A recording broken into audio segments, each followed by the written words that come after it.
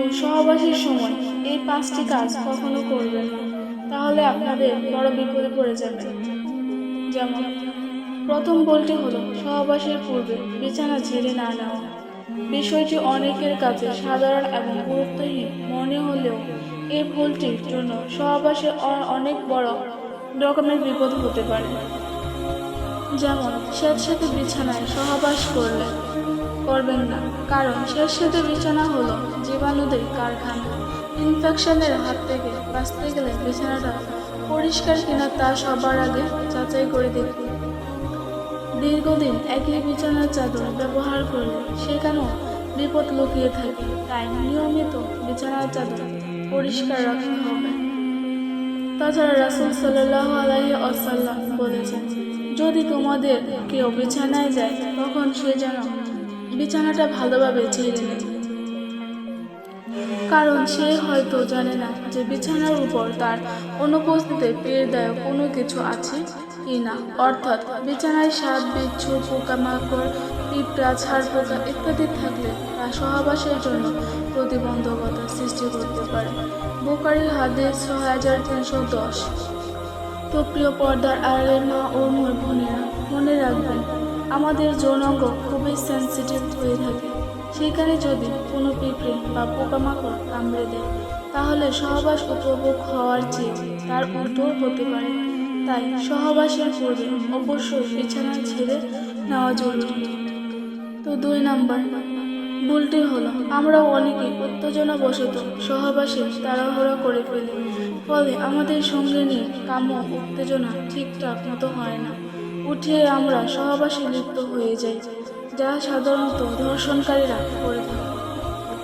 এটা করা যাবে না, বরং ধীরস্থিরভাবে দুজনে পর্যাপ্ত সময় দিয়ে সহবাসের পূর্ব প্রস্তুতি নিয়ে তারপর পূর্ণ তৃপ্তি সহকারে সহবাস করা উচিত। এবং সহবাসের আগে অবশ্যই সহবাসের দোয়াটি পড়তে ভুল করবেন না। আর সহবাসের দোয়াটি পড়তে না পারলে বা মনে রাখতে না পারলে বা ভুলে গেলে অন্তত বিসমিল্লাহির রহমানির রহিম এটি বলে সহবাস শুরু করবেন। হযরত ইবনে আব্বাস রাদিয়াল্লাহু আনহু থেকে বর্ণিত, তিনি বলেন, নবী করিম সাল্লাল্লাহু আলাইহি ওয়াসাল্লাম বলেছেন, তোমাদের মধ্যে কেউ যখন স্ত্রীর সাথে সহবাস করবে তার পূর্বে যেন তারা উক্ত দোয়াটি পড়ে নেয়। সহিহ বুখারী 4787 নম্বর। তৃতীয় ভুলটি হচ্ছে নিয়ত খালিস না করে না নেওয়া, অর্থাৎ এই কাজটির মাধ্যমে নিজেকে হারাম পথ থেকে বিরত রেখে হালাল পথে মুসলিম উম্মাহর সংখ্যা বৃদ্ধি করা এবং সওয়াব অর্জনের জন্য সহবাসের উদ্দেশ্য থাকা। হাদিসে এসেছে, স্ত্রী সহবাসের এক প্রকার সদকা। এই কথা শুনে সাহাবীরা বলেন, ইয়া রাসূলুল্লাহ সাল্লাল্লাহু আলাইহি ওয়াসাল্লাম, কেউ যদি তার স্ত্রী সহবাস করে এতে কি সে সওয়াব রয়েছে? উত্তরে রাসূল সাল্লাল্লাহু আলাইহি ওয়াসাল্লাম বলেন, তোমরা কি মনে করো যদি সে বিবাহ বহির্ভূত হারাম পথে অর্থাৎ বিবাহ বহির্ভূত সহবাস করত তাহলে তাতে কি তাদের গুনাহ হতো না? তখন সাহাবীরা বললেন, জি হ্যাঁ, অবশ্যই গুনাহ হতো ইয়া রাসূলুল্লাহ সাল্লাল্লাহু আলাইহি ওয়াসাল্লাম। তখন নবী করিম সাল্লাল্লাহু আলাইহি ওয়াসাল্লাম বলেন, অনুরূপভাবে যদি কেউ হালাল পথে সহবাস করে তবে সে তার জন্য অবশ্যই সওয়াব পাবে। সুবহানাল্লাহ। মুসলিম 2201। তো 4 নাম্বার ভুলটি হলো একাধিকবার স্ত্রী সহবাসের ক্ষেত্রে প্রতিবার বীর্য নির্গত হওয়ার পর সহবাসের আগে ওযু করে নেবেন এবং অতঃপর পুনরায় সহবাসে লিপ্ত হবেন। কেননা একবার সহবাসের পর পুনরায় সহবাস করতে চাইলে এর মাঝে ওযু করে নেওয়াই মুস্তাহাব এবং এতে দ্বিতীয় সহবাসের বেশি প্রশান্তি পাওয়া যায়। তো হাদিস শরীফে এসেছে, রাসূল সাল্লাল্লাহু আলাইহি ওয়াসাল্লাম বলেছেন, যখন তোমাদের কেউ নিজ স্ত্রীর সাথে সহবাস করার পর আবারও সহবাস করতে চাইলে তখন সে যেন এর মাঝখানে ওযু করে নেয়, কেননা এটি দ্বিতীয়বারের জন্য অধিক প্রশান্তিদায়ক। মুসলিম 308। মুস্তাদরাক হাকিম 1/254। তবে এটিও মনে রাখবেন, কেউ যদি প্রথম সহবাসের পর দ্বিতীয় সহবাসের আগে ওযু না করে তাহলে কিন্তু তাতে তার গুনাহ হবে না, কিন্তু এটি পালন করা রাসূলের সুন্নাহ এবং স্বামী স্ত্রী সহবাসের জন্য প্রশান্তি দেয়। তো 5 নম্বর ভুলটি হচ্ছে অনেকের স্ত্রী হায়েজ চলাকালীন সময় কন্ডোম দিয়ে সহবাস করে থাকেন। এটা একদমই নিষেধ, কেননা ঋতুবর্তী অবস্থায় সহবাস করা হারাম তথা পিরিয়ডের সময় সহবাস করা ইসলাম সম্পূর্ণ নিষিদ্ধ। এ ব্যাপারে রাসূল সাল্লাল্লাহু আলাইহি ওয়াসাল্লাম বলেছেন, যে ব্যক্তি ঋতুবর্তী স্ত্রীর সাথে সহবাস করল অথবা স্ত্রীর মালধারে সঙ্গম করল, সে ব্যক্তি একজন কোরআন অস্বীকারী ব্যক্তি হিসেবে সাব্যস্ত হবে। নাউজুবিল্লাহ। তিরমিজি হাদিস 135, আবু দাউদ এবং 3904। মা বাবার কথা মতো যেজন চলে না, আল্লাহ নবীজির দয়া তারা পাবে না। মা বাবার কথা মতো যেজন চলে না, আল্লাহ নবীজির দয়া তারা পাবে না। হায়রে আল্লাহ নবীজির দয়া তারা পাবে না। মা বাবা অতি আপন, মা বাবার করো যতন। মা বাবা অতি আপন, মা বাবার করো যতন। মা বাবাকে কোনো সময় ভুইলা যায়ও না, আল্লাহ নবীজির দয়া তুমি পাবে না। 10 মাস 10 দিন মায়ের গর্ভে মা কতটা কষ্ট করে। 10 মাস 10 দিন মায়ের গর্ভে মা কতটা কষ্ট করে। প্রসবের বেদনা মাই সইতে পারে না, সেই মাকে তোমরা কোনো দিনও দুঃখ দিও না। আল্লাহ নবীজির দয়া তুমি পাবে না। বর্তমান যুবকেরা সুন্দরী বউ পেয়ে মাকে সহজে ভুলিয়া যায়। মায়ের কথা কোনো দিন মনে রাখে না, সেই বউ যে তাকে জাহান্নামে নিয়ে যায়। আল্লাহ নবীজির দয়া তুমি পাবে না। মা ও বোনেরা আমার, মা বাবাকে কোনো সময় কষ্ট দেওয়া যাবে না। হাদিস শরীফে এসেছে, যে ব্যক্তি মা বাবাকে কষ্ট দেবে, মা বাবার কাছ থেকে মাফ না নিয়ে মৃত্যু বরণ করবে, সেই ব্যক্তিকে আল্লাহ তাআলা জাহান্নামের আগুনে পোড়াতে থাকবেন। মা ও বোনেরা আমার, বেশি বেশি দুরূদ শরীফ পাঠ করবেন, নবীর গান গাইবেন, নবীর গজল পরিবেশন করিবেন। ইয়া রাসূলাল্লাহ, ইয়া হাবিবাল্লাহ, ইয়া রাসূলাল্লাহ, ইয়া হাবিবাল্লাহ। আমারি মৌতের নিদান কালে তাকিবেন নবীজি আমারি শিয়রে। আমি দেখিব আপনাকে আপন চোখে। ইয়া রাসূলাল্লাহ, ইয়া হাবিবাল্লাহ। আমি অদম গুনাহগার ডাকি যে আপনাকে, আমি আদম গুনাহগার ডাকি যে আপনাকে। দেখা দিয়েন নবী গো পুলসিরাতের নিদানে, আমি দেখিব আপনাকে আপন চোখে। ইয়া রাসূলাল্লাহ, ইয়া হাবিবাল্লাহ।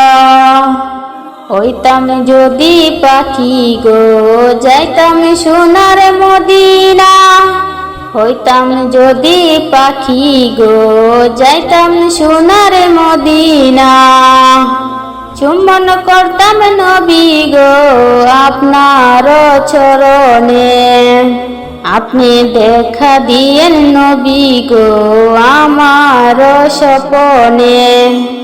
ইয়া রাসূলাল্লাহ ইয়া হাবিবাল্লাহ। মা ও বোনেরা আমার, বেশি বেশি দুরূদ শরীফ পাঠ করিবেন। একবার দুরূদ শরীফ পাঠ করিলে মহান আল্লাহ তাআলা আপনার 10টি গুনাহ মাফ করিয়া দিবেন এবং আপনার নামের পাশে 10টি নেকি লিখে দিবেন। বলুন সুবহানাল্লাহ। মা ও বোনেরা আমার পরে আরো অনেক মূল্যবান বক্তা রয়েছেন, তাই আমি আমার ওয়াজটি এখানেই শেষ করে দিলাম। বাথরুমে বা টয়লেটে উলঙ্গ হয়ে গোসল করা কি যাবে? তো এই বিষয়টা জানতে চেয়েছেন আমার এক ভাই। প্রিয় পর্দার আড়ালের মা ও বোনেরা, তো আজকে আমি আপনাদেরকে 5টি প্রশ্নের উত্তর দেব। আশা করি এই প্রশ্নগুলোর মাধ্যমে আপনি উত্তর পেয়ে যাবেন। তো প্রথমে আমি বাথরুমে উলঙ্গ হয়ে গোসল করার বিষয়টা নিয়ে আলোচনা করব। বাথরুমে বা টয়লেটে উলঙ্গ হয়ে গোসল করা উত্তম না, তবে হারামও না। উত্তম এবং হারাম এই দুইটি কিন্তু আলাদা জিনিস।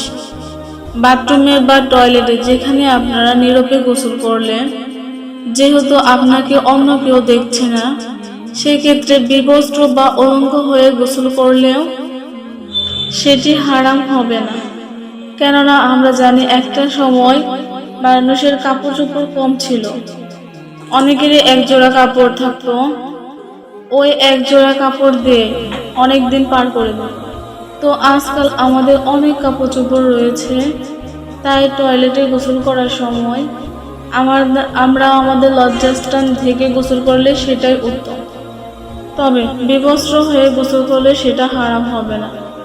তবে এই ক্ষেত্রে এইভাবে গোসল করলে বিভিন্ন রোগবালাইয়ের সৃষ্টি হতে পারে, সুতরাং আমরা এটিকে পরিত্যক্ত করব। আশা করি আপনি আপনার উত্তরটা পেয়ে গেছেন।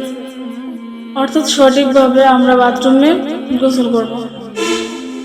আমরা যদি বাথরুমে উলঙ্গ হয়ে গোসল করি, কেউ যদি না দেখেন, তো মহান আল্লাহ তাআলা উপর থেকে দেখতেন।